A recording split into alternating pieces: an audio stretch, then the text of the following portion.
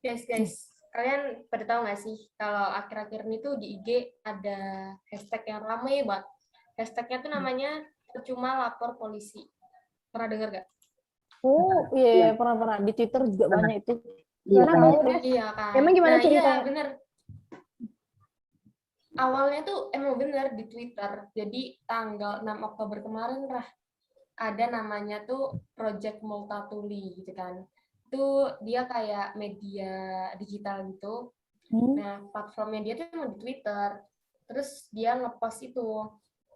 Postingan itu isinya tuh tentang kasus pemerkosaan 3 anak di Luwu Timur. Dan parahnya itu ya, yang memerkosa itu tuh ayah kandungnya sendiri. Gila. Bener-bener. Iya, dan itu tuh kasus lama kan, 2019, 2 tahun lalu. Bulan Oktober juga pas itu.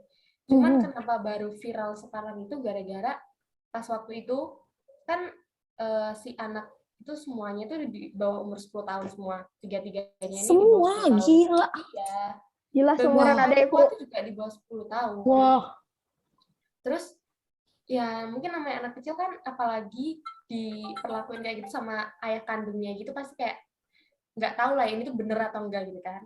Terus akhirnya tuh ketahuan pas anak-anaknya tuh ngerasa sakit gitu sama ibunya, akhirnya divisum, terus ketahuan gitu, akhirnya anaknya cerita lah, terus dilaporin ke polisi setempat kan, Makassar. Itu bener-bener yang cuma 2 bulan, terus kasusnya ditolak. Alasannya tuh kan itu penyelidikan tuh, katanya bukti-buktinya tuh kurang gitu loh, bahkan si ibunya tuh dituduh sakit kejiwaan. Ya ampun. Cuman nggak tahu juga itu ada sangkut pautnya atau enggak posisinya dia itu. Cuman yang paling disayangin kayak 2 bulan itu benar-benar sesingkat itu polisi bisa memutuskan buat ini buktinya kurang, bahkan sampai ibunya dituduh kayak gitu. Terus giliran sekarang nih viral baru dibuka lagi, kayak kesannya kayak gimana nggak sih? Kacau sih. Buat Iya, itu nggak sih? Iya kan, makanya kayak Polisinya bagus gitu loh di mata publik karena udah ketahuan gitu. iya. Pantesan Iya lo kan? muncul itu ya hashtag itu. Makanya Booming banget. Ini yang ketahuan kan, belum yang banyak kasus yang banyak. Pasti itu ada tuh banyak tuh. Ya kan, pagi dari tahun-tahun dulu juga pasti banyak nggak sih? Iya. Iya, Tahu nggak sih? Itu kan yang baru-baru ini kan kasusnya. Nah, ini tuh ada kasus lama dan ini masih booming sampai sekarang karena dalangnya itu nggak ketahuan sampai hari ini. Apa tuh? Jadi, itu kasus Munir. Nah, jadi kayak banyak banget kejanggalan yang terjadi di pembunuhannya ini. Jadi, awal ceritanya tuh gini. Munir ini pengen lanjut S2 kan ke Amsterdam, lanjut sarjana hukum, S2 di sana. Terus dia menaiki pesawat Garuda waktu itu. Dan pas penerbangan transitnya dari Singapura ke Amsterdam tuh, dia tuh kayak ngerasa sakit gitu loh. Akhirnya kaptennya tuh bilang kayak ke kopilotnya itu bilang itu tolong dipantau dong, kayaknya bolak-balik kamar mandi terus, itu kenapa gitu kan. Terus akhirnya ditanyain lah kayak kenapa, terus tuh ternyata dia kayak ngerasain sakit gitu kan, makanya dia bolak-balik kamar mandi terus. Terus akhirnya kayak dimintain tolong lah sama ada penumpang di sana tuh dokter gitu kan, dimintain tolong untuk nanganin sebentar gitu, soalnya kan itu di pesawat ya di atas langit, gimana emang ada rumah sakit di langit kan, nggak ada gitu. Terus jadi harus ditangani langsung gitu loh, soalnya kan kayak udah darurat banget kan, soalnya dia tuh udah kesakitan banget. Terus akhirnya Pak Munir ini dipindahin ke sebelah dokter ini. Terus Pak Munir sempat istirahat gitu kan, tapi tiba-tiba 2 jam kemudian ternyata udah nggak bernyawa. Itu tepat 3 jam sebelum turun dari Amsterdamnya gitu loh, sebelum sampai Amsterdam. Terus akhirnya kan mau nggak mau harus diotopsinya di Amsterdam kan. Jadi pas di otopsi ternyata tuh ada racun arsenik dalam tubuhnya. Kayak jadi bukan karena dia sakit, tapi karena diracunin orang.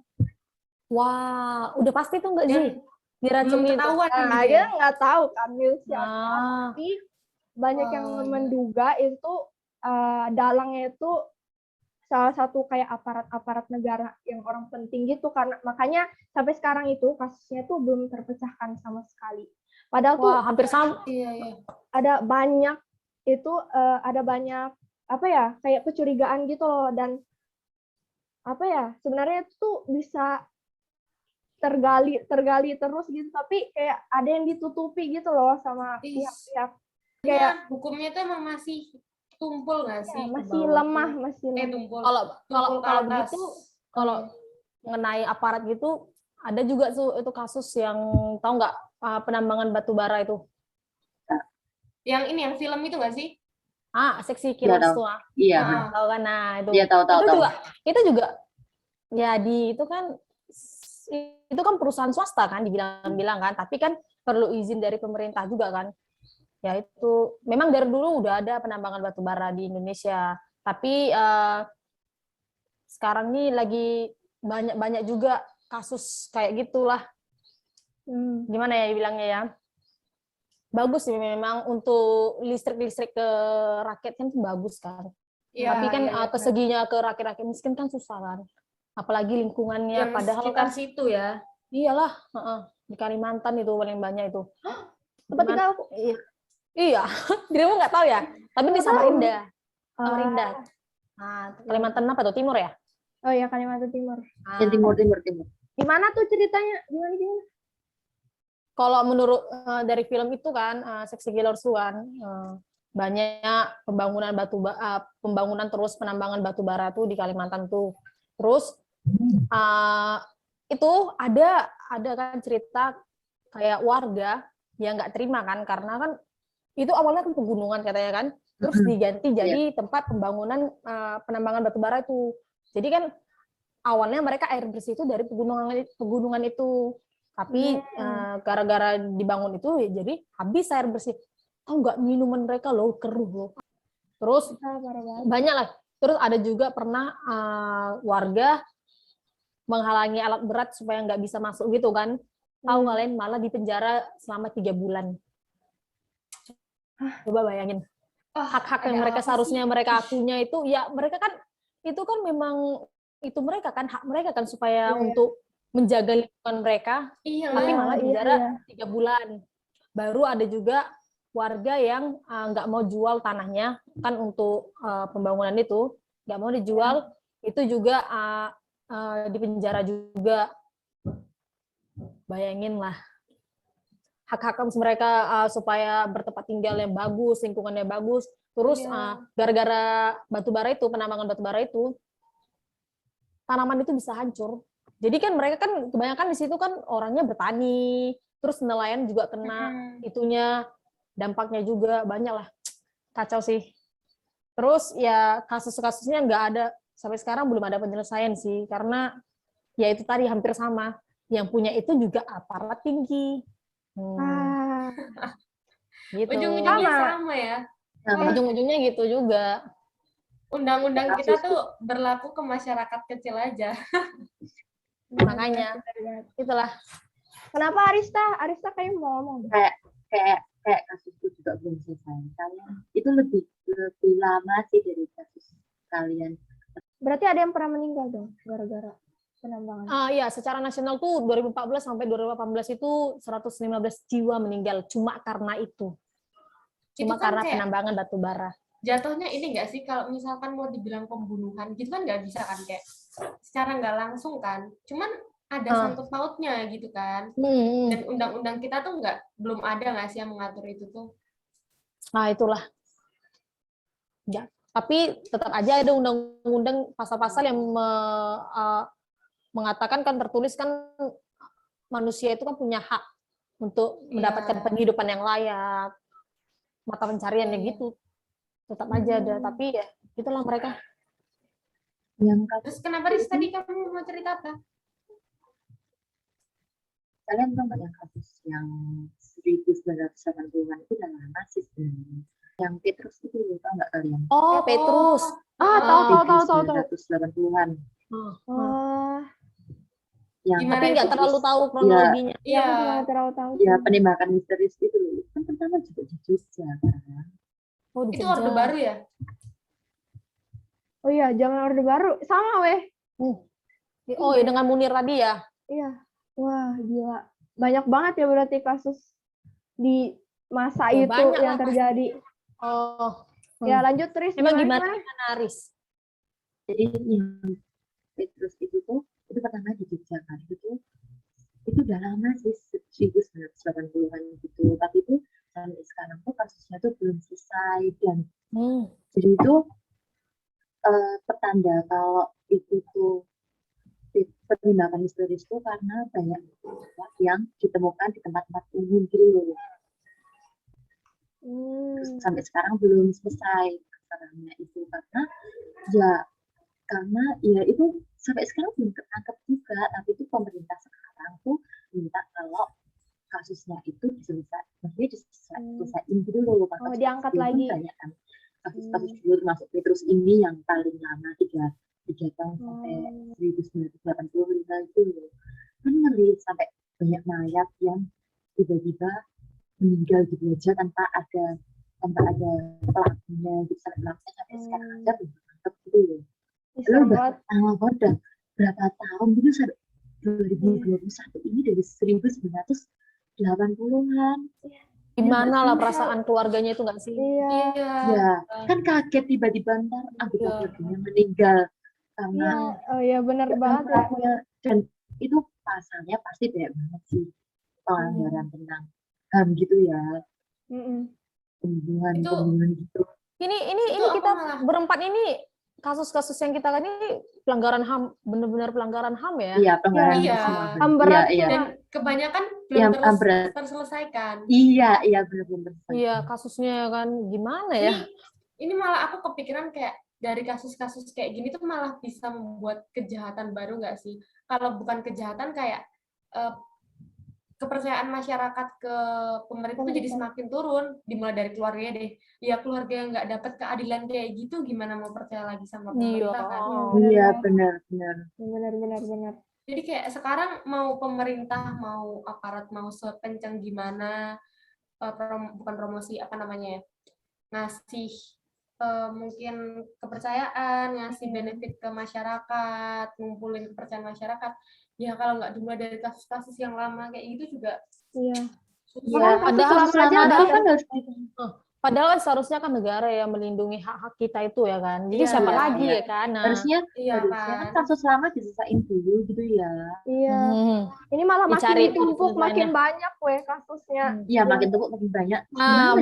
Mungkin mereka pikir karena semakin ditumpuk ya kita makin melupakan gitu loh. Iya, tapi kan harus diselesaikan kan, bukan? Iya, memang harus. Yang kehilangan. Itulah tugas mereka. Iya kan? Iya. Emang berarti kayak menurut dari cerita-cerita kita ini tadi kayak jatuhnya masih rendah nggak sih penegakan HAM di Indonesia ini dari tahun berapa deh? Berarti sebutlah masih tahun 1980 lah seenggaknya itu kan 1980. sampai tahun sekarang. Bahkan yang tahun dulu-dulu juga kayaknya ada deh. Iya, sebelum itu juga ada. Iya, pasti lah. Sampai sekarang pasti juga belum terselesaikan. Cuman nih kan, ini kan dari tadi kita berat-berat nih ya, bahasannya kan ya. Padahal kalau misalkan ya sederhana aja gitu, kayak misalkan kita nih sekarang masih bisa Zoom gitu kan, terus juga kuliah di zaman pandemi masih online, masih terlaksana gitu, kayak ya seenggaknya untuk beberapa hal pemerintah sudah memenuhi hak kita nggak sih? Oh iya, benar banget. Iya.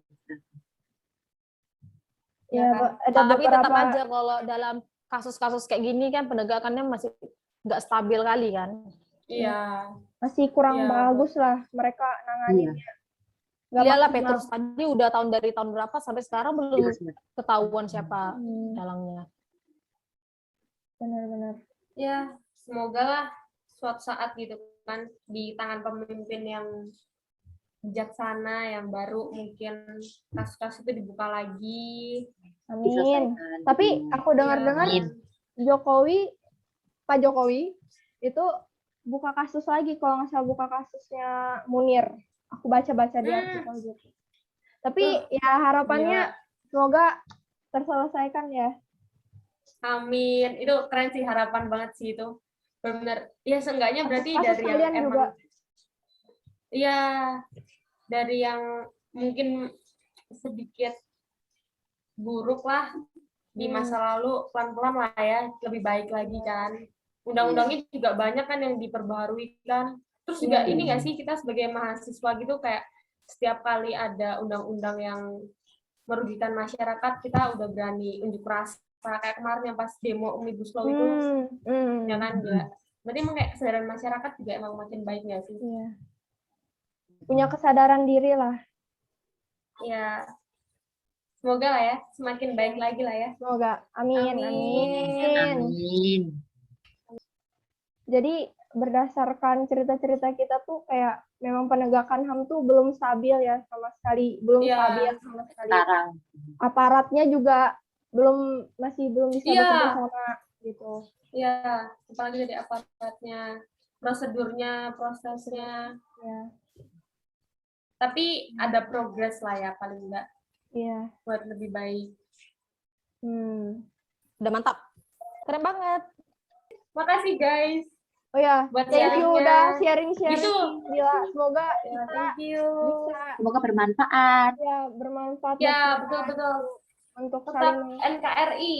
Tetap berpegang NKRI harga mati. Harga mati. Asik, asik. Asik. Matikan ya, matikan. Dadah.